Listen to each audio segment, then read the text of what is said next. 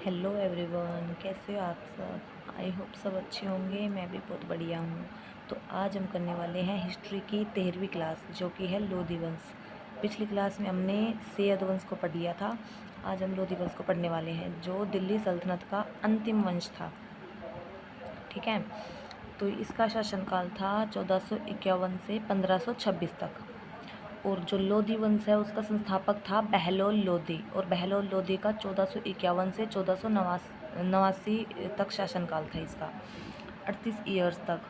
सबसे लंबा शासनकाल दिल्ली सल्तनत में किसका है? बहलोल लोधी का। ठीक है, और उपाधि उपाधि है इसकी बहलोल शाह गाजी। इसने जौनपुर को जीता। किसको जीता? जौनपुर को जीता। और जब इसने जौनपुर को जीता तो किससे, मतलब वर्सेस कौन था? मोहम्मद शाह से इसने जौनपुर को जीता था युद्ध करके। और इसका सेनापति दरिया खां बहलोल से जो है वो मिल गया था, मतलब धोखा दिया था। इसके सेनापति, इसका नाम था दरिया खां, वह बहलोल लोधी से मिल गया था, और तब बहलोल लोधी जौनपुर को जीत पाया। जौनपुर का प्रभार बहलोल के बेटे बारबक शाह को दिया गया। जौनपुर का प्रभार बहलोल लोधी को द्वितीय सिजेरियन सुल्तान कहते हैं। प्रथम सिजेरियन कौन है? बिंदुसार। और अंतिम अभियान है इसका ग्वालियर के विरुद्ध। और उस टाइम ग्वालियर का जो राजा था वो है राजा मान सिंह। इसकी मृत्यु 1489 में ग्वालियर से वापस आते समय हो गई थी। और जो ये बहलोल लोधी है इसका मकबरा दिल्ली में है। बहलोल लोधी के बाद सिकंदर लोधी जो है गद्दी पर बैठा। सिकंदर लोधी का 1489 से 1517 तक शासनकाल माना जाता है। बहलोल लोधी का तीसरा पुत्र है सिकंदर लोधी, और इसका अन्य नाम है निज़ाम खां। ये इंपॉर्टेंट बात है इसके बारे में। जो ये सिकंदर लोधी है इसने 1504 में आगरा की स्थापना की थी। 1506 में आगरा को राजधानी बनाया था। और आगरा बादलगढ़ किला, जो आगरा में बादलगढ़ का किला है, वो भी इसी ने बनवाया था, सिकंदर लोधी ने। यह गुलरुखी शीर्षक से कविता लिखता था। इसी के समय भारतीय संगीत पर पहला फारसी ग्रंथ लज़्ज़त ए सिकंदरी शाही नाज़िम अहमद द्वारा लिखा गया। इसी के समय मियाँ भुइयाँ ने 2 ग्रंथ लिखे। पहला फरहंग ए सिकंदरी, और दूसरा तिब्बत ए सिकंदरी। मियाँ भुइयाँ सिकंदर लोधी का वज़ीर था। इसने मोठ की मस्जिद बनवाई थी दिल्ली में। इसने नाप के लिए गज़े सिकंदरी पैमाना शुरू किया। यह एक धर्मानंद व्यक्ति था।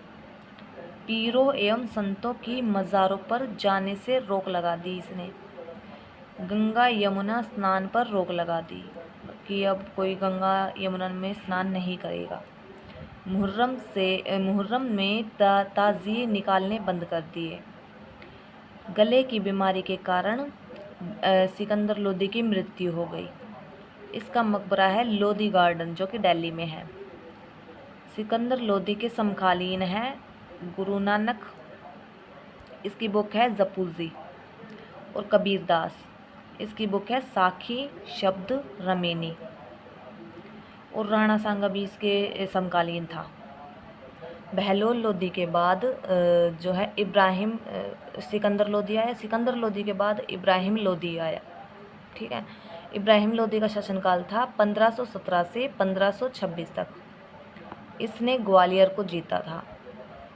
खतौली युद्ध इब्राहिम वर्सेस राणा सांगा के बीच में हुआ था। तो इसमें जो है राणा सांगा की जीत हुई थी और इब्राहिम लोधी हार गया था।